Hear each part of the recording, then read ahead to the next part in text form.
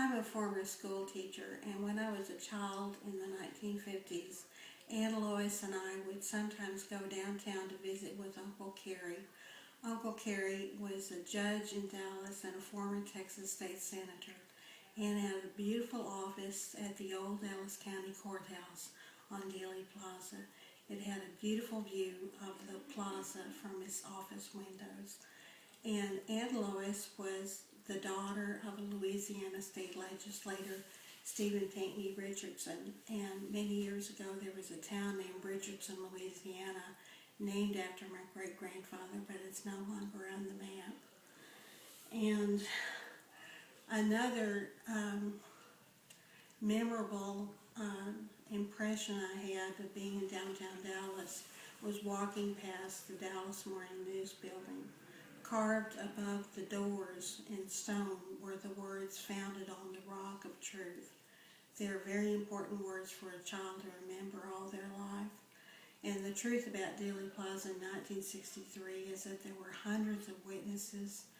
Every one of them knew the directions the shots had come from. They all knew how to count, how number of shots there were. And none of them were crazy like many books portray them. And when somebody is murdered, you ask an eyewitness what happened. You don't ask some lawyer in New York City to write a glitzy book about it. You believe an eyewitness. And this painting on the wall is a painting that my Aunt Lois did. It was painted about 1930, and she was a great admirer of Vincent van Gogh. You can kind of tell by the way she painted, and I think she did a beautiful job on the blue vase. I'm very proud that I have that painting of hers. It's the only thing of hers I have. And in my first presentation, I said that Mother went to LSU with Senator Russell Long, United States Senator Russell Long. And many years ago, he came to our house and shook my hand. And Mother didn't tell me he was a United States Senator. I found that out later in Massachusetts when I was at the library. I picked up an obscure book, and it said that Russell Long had served on assassination committees, gave the opening narration of the movie JFK, and of course he was a close personal friend of District Attorney Jim Garrison, and that's how Aunt Lois's story through my mother got all the way to District Attorney Jim Garrison. And several years ago I was walking through Wyoming, and I stopped in a town called Lander, and I met a young full gospel minister who asked me where I was from because I have an accent. And when I said I grew up in Dallas, Texas, he got a shocked look on his face, and then he started pouring out a story to me that he'd never shared with anybody else. He said he used to visit people at the Lander nursing home, and there was one man who was dying from cancer and always kept his head turned toward the wall. Even though the minister would try to befriend him and say a few words, he never turned his head. But one day, this man did turn his head and look straight at the minister and said that he had been behind the fence that day in Dallas, and the man doing the shooting was wearing a uniform and carrying a rifle. And after the shots were fired, this man turned toward the first man and seemed to glare at him as if he were saying, "What are you going to do about it?" And then this officer handed the rifle to another officer who was also standing there, and the two of them walked off together. To me, it's pretty clear that both these officers were Roscoe White and his friend Patrick Dean, because Beverly Oliver saw both of them walking on the plaza after the assassination, and she recognized them from having met them at Jack Ruby's club. And Patrick Dean later was in charge of security at the Dallas Police Department the day that Lee Harvey Oswald was shot, and he was questioned about this by the Warren Commission, questioned about whether he knew Jack Ruby ahead of time, and he denied it. And one lawyer at the Warren Commission openly called Patrick Dean a bald-faced liar. And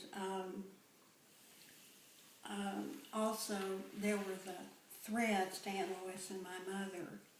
One day I went out to the kitchen in Mother's house in Texas, and I was looking in the junk drawer, and I found 3 letters that had already been opened. They were addressed to Elizabeth O'Meara Anderson, and Mother and I had the same name after I was divorced.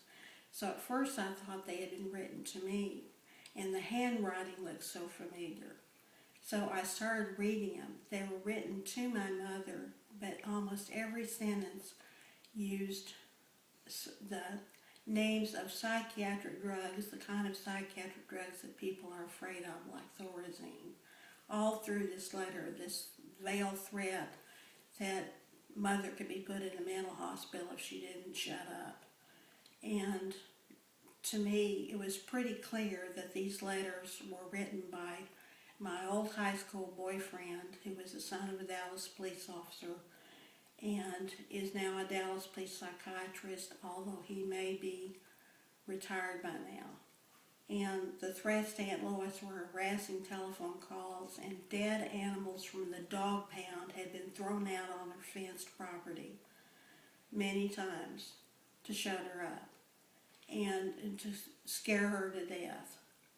And to get an animal from a dog pound, it would take somebody in a position of authority in Dallas to do that. An ordinary private citizen couldn't just go to the dog pound and say they wanted some dead animals. And for 10 years, I walked across America as a dumpster diver. I was very proud of it, and I did this because there's over 2,000 books about the assassination of President Kennedy, and they're all spread out through libraries all across America. I went to over 432 libraries to do background research for the book I wanted to write someday. And I was very proud of the police officers I met that gave me all kinds of moral support and seemed to know I was on some kind of mission and left me alone from bothering me or anything like that. It was wonderful meeting all these police officers. And before I go, I want to show you my walking billboard sweatshirt. I'm going to stand up and turn around.